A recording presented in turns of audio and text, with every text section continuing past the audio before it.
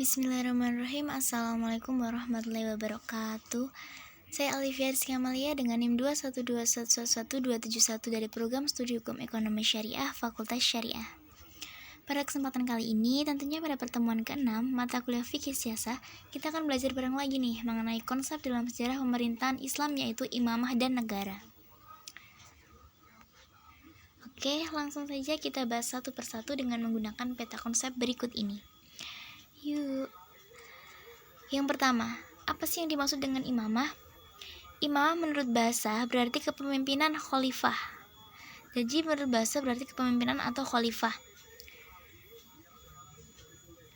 Terus menurut istilah berarti menjadi imam atau pemimpin di dalam urusan agama atau dunia.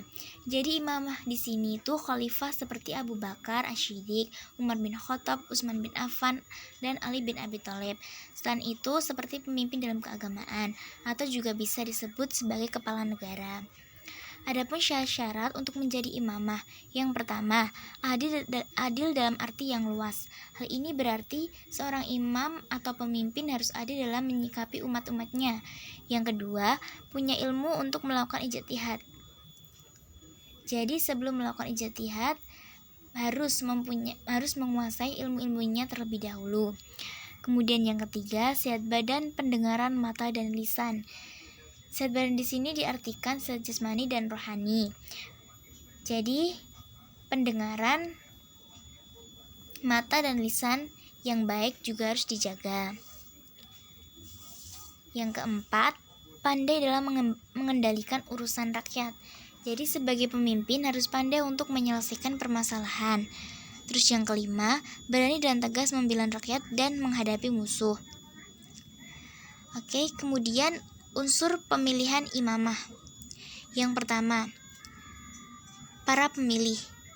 Berarti semua orang tidak berhak memilih pada dasarnya.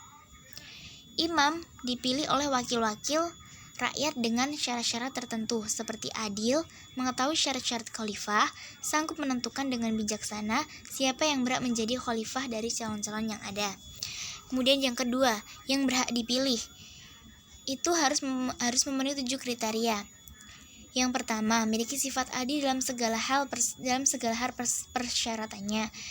Memiliki ilmu pengetahuan yang memadai untuk berijtihad dalam masalah hukum dan pengelolaannya. Yang ketiga, sehat mental. Yang keempat, sehat fisik. Yang kelima, berwawasan luas untuk mengatur kehidupan dan kepentingan umat. Yang keenam, memiliki keberanian dan ketegasan untuk melindungi rakyat dan menumpas musuh. Dan yang terakhir, keturunan Quraisy. Hal ini tuh sama sebenarnya seperti yang saya jelaskan mengenai syarat-syarat imamah tadi. Terus selanjutnya ada yang harus diemban oleh kepala negara atau ada tugas yang harus diemban oleh kepala negara. Yang pertama, menjaga dasar-dasar agama yang telah disepakati oleh ulama-ulama salaf. Yang kedua, menegakkan keadilan supaya yang kuat tidak menganiaya yang lemah dan yang lemah tidak merasa teraniaya. Yang ketiga, menegakkan hukum supaya apa? Supaya agama Allah dan hak-hak umat terjaga. Kemudian yang keempat, menjaga keamanan dan daerah kekuasaan dari gangguan musuh dan penjahat, sehingga umat atau rakyatnya bebas dan aman, baik jiwa maupun hartanya. Yang kelima, membentuk kekuatan untuk menghadapi musuh. Yang keenam, mengadakan jihad kepada orang-orang yang menentang Islam setelah adanya dakwah agar mereka mengetahui eksistensi Islam. Lalu yang ketujuh, memungut pajak dan sedekah menurut yang diwajibkan syara, nas, dan ijtihad. Yang kedelapan, mengatur penggunaan harta baitul mal secara efektif.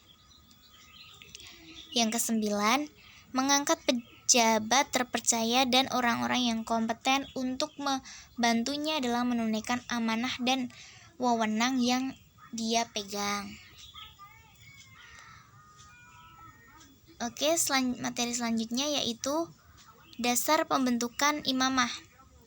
Menurut Al-Mawardi adalah wajib bagi para ijma. Tetapi dari kewajiban tersebut diperselisihkan apakah berdasarkan rasio atau berdasarkan hukum syariat atau agama. Jadi ada dua golongan. Yang pertama itu wajib karena pertimbangan akal atau rasio. Alasannya, manusia adalah makhluk sosial dan dalam pergaulan antara mereka mungkin terjadi permusuhan, perselisihan, dan penganiayaan, sehingga diperlukan pemimpin untuk mencegah terjadinya kemungkinan-kemungkinan tersebut. Jadi, secara logika, mereka itu atau manusia itu membutuhkan pemerintahan. Yang kedua, berdasarkan hukum agama atau syariah. Hal ini karena kepala negara menjadikan tugas-tugas agama yang bisa saja rasio tidak mendukungnya. Oke, lalu kita akan membahas mengenai konsep negara. Negara di sini diartikan sebagai suatu kehidupan berkelompok dan manusia yang mendirikannya itu atas dasar perjanjian bermasyarakat atau dapat disebut kontrak sosial, serta fungsi manusia sebagai khalifah Allah di bumi yang mengemban kekuasaan sebagai amanahnya. Kemudian setelah kita tahu mengenai negara atau makna negara, lalu kita harus tahu apa sih konsep sebuah negara. Jadi dalam pandangan Al-Mawardi dari segi politik negara dibutuhkan 6 unsur pokok. Yang pertama, agama yang dianut dan diyakini sebagai kekuatan moral. Maksudnya agama dapat mengendalikan keinginan dan hawa nafsu manusia karena menjadi pengawas atau pelekat hati manusia. Maka agama merupakan unsur pokok bagi kesejahteraan dan stabilitas negara. Kemudian yang kedua, penguasa yang berwibawa dan dijadikan teladan. Dengan memiliki sifat tersebut, seorang pemimpin dalam menyatukan aspirasi yang berbeda-beda, membina negara untuk mencapai tujuan hukum, menjaga agar agama dihayati, diamalkan, dan melindungi kekayaan serta kehormatan mereka. Kemudian yang ketiga, keadilan yang menyeluruh. Sehingga tujuan luhur dan yang paling esensial keadilan berkaitan erat dengan syarat untuk menjadi penguasa, yaitu seorang yang adil. Keadilan bagi masyarakat adalah cerminan dari sebuah negara yang makmur dan bermoral. Kemudian keamanan yang merata. Yang dimaksud di sini adalah situasi aman sangat bergantung pada keadilan. Dengan meratanya keamanan, rakyat hidup tenang dan damai dan dapat melaksanakan kewajiban atau hak-haknya sebagai rakyat. Kemudian yang kelima, kesuburan tanah yang berkesinambungan. Jadi bumi yang subur menjamin kebutuhan rakyat akan bahan pangan, pakaian, dan kebutuhan materi lainnya. Oleh karena itu, bumi harus diolah dan dimanfaatkan secara semaksimal mungkin.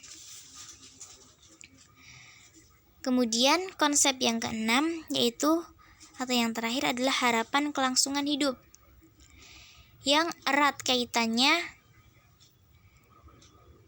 dalam kehidupan manusia.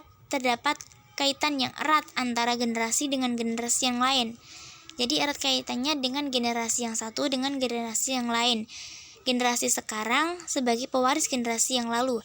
Jadi mempersiapkan sarana-sarana atau wahana-wahana terhadap